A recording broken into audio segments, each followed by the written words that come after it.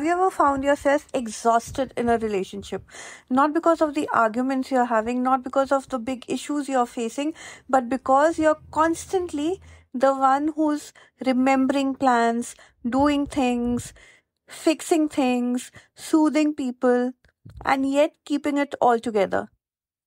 Well, if love starts feeling more like a never ending thankless job, a to do list, rather than a safe space, you might be carrying the invisible weight of emotional labor. Hi, and welcome back to another episode of the Flight to Fulfillment podcast.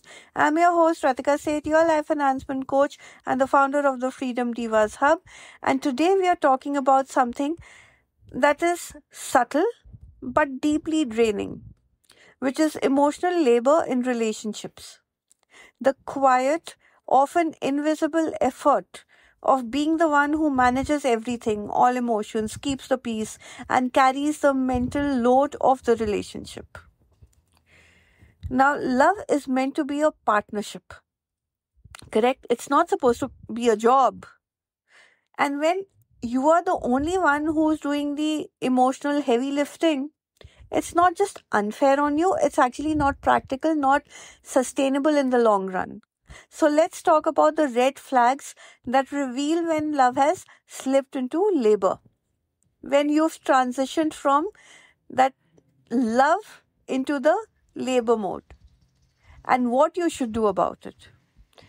Number one, see, you are always the reminder system. So you remember birthdays, anniversaries, doctor's appointments, groceries, family commitments, all the to do lists, while your partner simply shows up. So now, if you constantly feel like you're the project manager of sorts in your relationship, that is emotional labor. Okay? Secondly, you manage everybody else's emotions rather than your own. So, if you're finding yourself, smoothing over their bad moods, tiptoeing around to avoid conflict, or you're downplaying your own needs so that they don't feel uncomfortable, well darling, that's emotional labor, because a healthy relationship means that both people involved should hold space for each other, not one person always shrinking to keep the peace. Correct? Thirdly, you feel guilty for wanting balance. So, when you ask for help or when you express that you are overwhelmed, you start feeling guilty.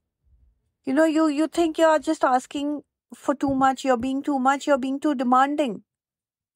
Well, that's a red flag you've been conditioned to believe. Okay? You've always probably, seen in your household, or you've grown up to believe that your needs are less important than the others. First you have to keep everybody happy. That's your duty. That's your job. No, it's not your job. It's not a job. This is a relationship. It is not a job. Number four, relationship, is actually running on your effort. So if you're in this kind of a relationship, that if you stopped trying, if you stopped initiating conversations, if you stopped planning things, if you stopped reaching out, the relationship would end. Then this is a big, big, big red flag. It's a painful sign that you're carrying the emotional weight for both of you. Literally. And lastly, if you're emotionally exhausted instead of being emotionally fulfilled, think about it. It is emotional labor, because love has to, fulfill you. Love has to replenish you. Love cannot be draining you. If you're constantly feeling depleted, if you're constantly feeling drained out, if you're constantly feeling that, oh my God, this relationship is too much of work to do, yeah, instead of any rest, that is not love, that is labor. So here's the truth. Love is not meant to feel like an employment, and you do not earn affection by either over functioning or over giving or securing your place by carrying all the weight. You don't have to do that. Healthy love is shared, like a responsibility which is divided between two people. It's both people showing up emotionally, practically, physically, soulfully together for each other. So if you recognize yourself somewhere, in today's episode, let this be your reminder, your invitation that you're actually worthy of a lot more. You're actually worthy of love that feels like home. You're worthy of a relationship that does not feel like a job, that does not feel like hard work. And if this speaks to you right now, I would really, really suggest talk to somebody. You can, go to a coach, you can go to a counselor, you can go to your best friend, or you can talk to yourself and be your best friend and identify these red flags and start your journey towards healing from these, emotional weights that you've been carrying with you, on you. Well, that's it for today. If you like this episode, like, comment, share it with somebody who needs to hear this today.